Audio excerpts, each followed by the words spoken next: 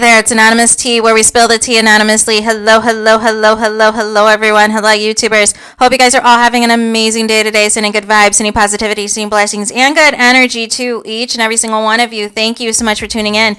So today we are talking Shannon Sharpe, because last night and tonight on his Nightcap podcast that he has with Ocho Cinco, also a former NFL player, Shannon Sharpe had some interesting comments as it pertains to the phenomenon of the Taylor Swift and Travis Kelce relationship and the revenue that it's generating for the NFL. However, he had made some very weird comments as it pertained to Taylor Swift, Michael Jackson, and Beyonce.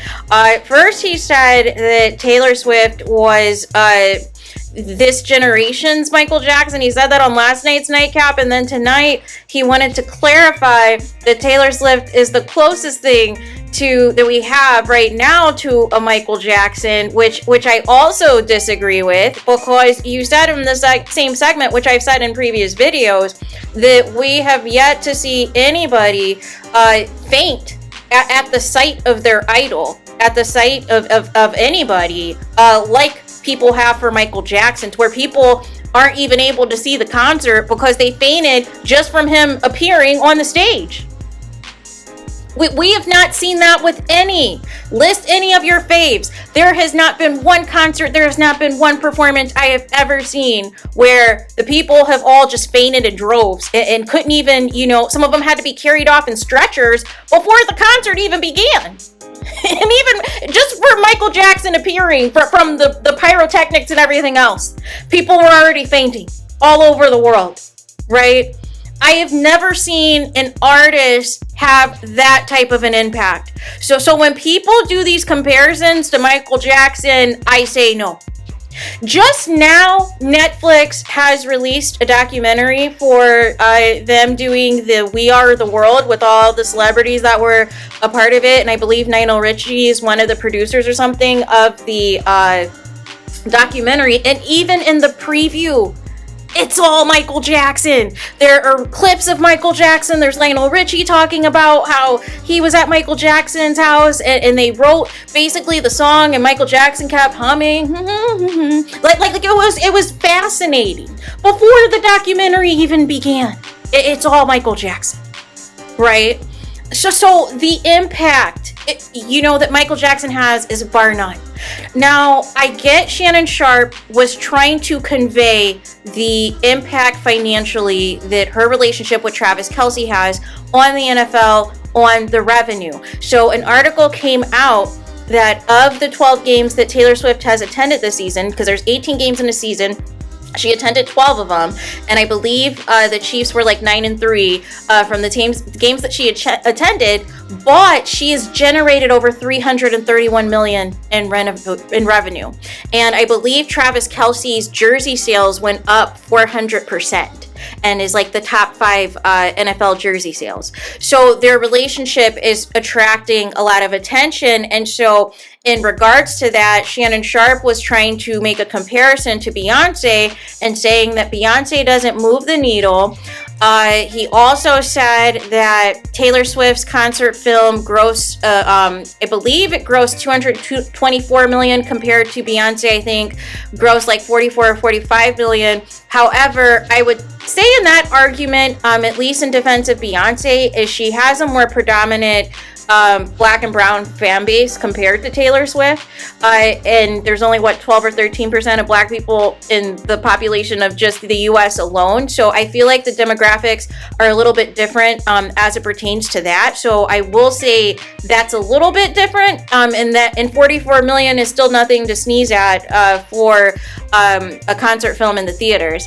Also, Shannon Sharpe said that Taylor Swift's tour had grossed over $1 billion and was the first tour ever to gross $1 billion. And I think Beyonce's Renaissance tour grossed, I think, like over 570 something million in comparison. So I feel like if Shannon Sharpe worded it and brought the proper context, that essentially this relationship with Travis Kelce is bringing a lot of eyeballs, number one. Number two, if he brought out the stats immediately instead of saying the Michael Jackson comment first and then referring to the stats, if you're saying right off the rip, listen, the ratings are the highest they've ever been in the female demographic since the year 2000 when they started tracking the ratings. You know, the demographics between 18 and 34 is like the highest ratings it's ever been. If you're tracking specifically the Kansas City Chief games and what those ratings are compared to the other NFL games, that's one thing. If you're putting out the actual stats of what Taylor Swift's impact is of just her presence being there and how the NFL cameras are always going to pan to her in the box suites, whether she's with Travis Kelce's mom or she's with Patrick Mahomes' wife, I understand what he is saying in that regard, that Taylor Swift is going to bring a lot of attention, a lot of haters, a lot of eyeballs to the NFL because her fan base, a lot of her fan base are kids. So that's a new demographic that the NFL has not tapped into. So I understand from that perspective that by Taylor Swift bringing in $331 million in revenue just because of this relationship with Travis Kelce, that there is a lot of new people who are watching the NFL who never knew anything about the NFL before, for the simple fact that they like Taylor Swift and they're a Swiftie. And some of them, you know, want to stan the relationship because people do that with these celebrities. They want to stan couples and stan relationships. I understand all of that. But when you say an artist is this generation's Michael Jackson or the closest thing to Michael Jackson, that's where you lose me. That's where you lose me altogether. You know, it's one thing, like I said, if you're just strictly talking about the impact Taylor Swift has had on the NFL, that is one thing, right? But in the same argument, with that being said as well, is we would have to, you know, compare some of these other people, these other big name celebrities who've dated athletes. And it would be the same type of attention. They would pan, you know, to that particular artist. Even when Rihanna dated Matt Kemp, even though this is like ages ago, they would pan to her in the stands if she was at the game. And that was for baseball. That was for Major League Baseball. People forget, you know, people pan all the time, even in NBA games. Anytime there are celebrities at the Lakers games or at Madison Square Garden for the Knicks, they'll always show the celebrities that are there. Denzel, Jack Nicholson, like your usual, they'll always show them, right? So, but the difference is what the NFL is doing as it pertains to Taylor Swift. They're literally panning to her for anything. Like if somebody makes a catch on the Chiefs, even if it's not Travis Kelce, they'll pan to Taylor Swift. If the Chiefs score, even though if it's not Travis Kelce that's responsible for the touchdown, they will pan to Taylor Swift to see her celebration.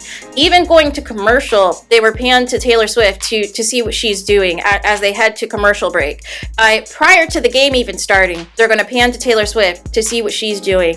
And even sometimes they'll pan if there's any type of pregame rituals or pregame routines or anything like that, they'll do that. And then also after the game, like what they just did with the AFC Championship game, they had all the cameras on to see Taylor Swift's reaction to Travis Kelce going back to the Super Bowl and their embrace and them kissing and all of these things. And now people are videoing them even backstage when they're leaving the venue, when they're leaving the arena.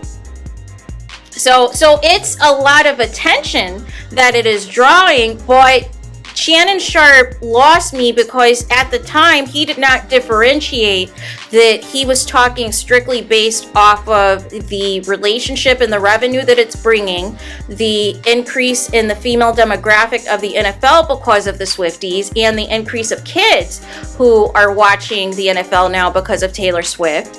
And if you had put it all into that particular context and said that, versus not including the Michael Jackson stuff, then I understand what you're saying, right? Because people are already tuning to the NFL that like Beyonce, that like Jay-Z. Beyonce's already done the Super Bowl a couple times. The one thing I will say though is people forget about Rihanna. Rihanna still has, because they have the inaccurate numbers originally for what the ratings were, because they were trying to throw shade, but Rihanna does have the most viewed and streamed Super Bowl halftime show ever. So Rihanna does move the needle too, and she doesn't need a relationship to do it, right? And she has her Fenty empire and cosmetics empire and her Savage X Fenty empire that some would argue might even be bigger than her music, right? And she's already a billionaire, right? So again, I think context is everything.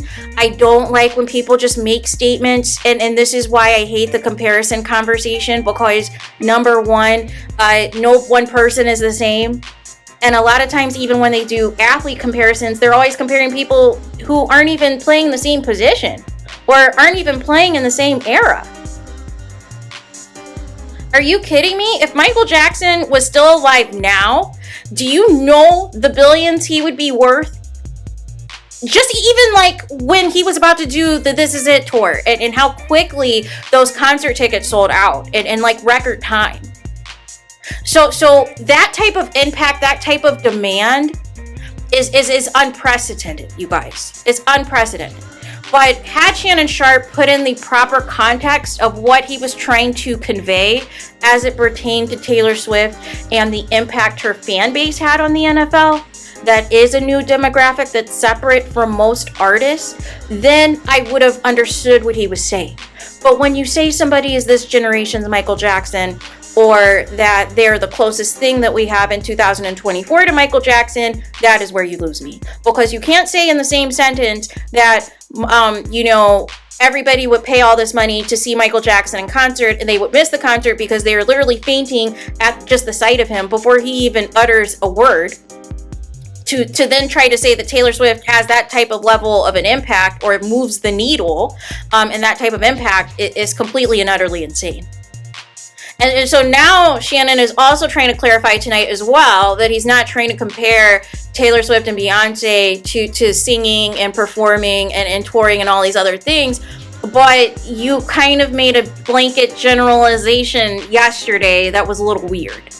But we have to take the Michael Jackson out of it, right?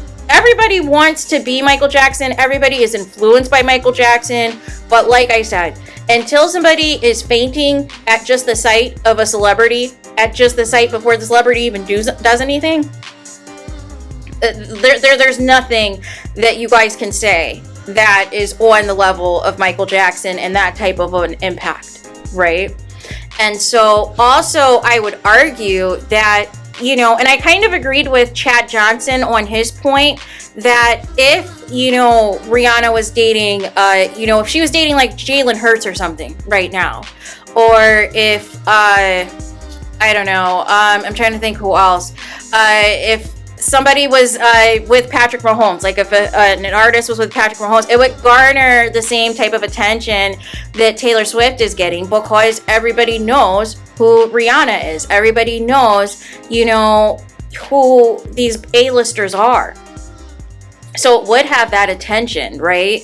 And they would be doing the same thing that they're doing with Taylor Swift. They would be panning all the time. If it was a Rihanna or somebody else that was dating an athlete, people forget even Kim Kardashian was drawing attention, not on the level of Taylor Swift, but she garnered a lot of attention at that time, because they were panning to her like crazy, even just for like the basic of things, right? And they were panning to Kim Kardashian when Reggie Bush and the Saints won the Super Bowl and all these other things. Like, it was a lot, right? But a lot of people forget that. A lot of people forget a lot of these celebrities who have dated, and reality stars who have dated athletes, and the attention it's garnered, even just rumors about dating an athlete and the attention that it's garnered. But if Shannon had just set it up with the proper context in the revenue and the impact Taylor Swift's demographics have had on the NFL, and the revenue that they have generated because of Taylor Swift's fan base, and the revenue that they have generated because of this relationship with Travis Kelce, we're having a different conversation. But we have to leave Michael Jackson out of it, you guys. We absolutely have to. So there is that. Let me know your thoughts in the comments about what Shannon Sharpe said in regards to saying Taylor Swift is this generation's Michael Jackson and the closest thing to Michael Jackson, he said on tonight's nightcap. Let me know what you guys think about these comments in the comments.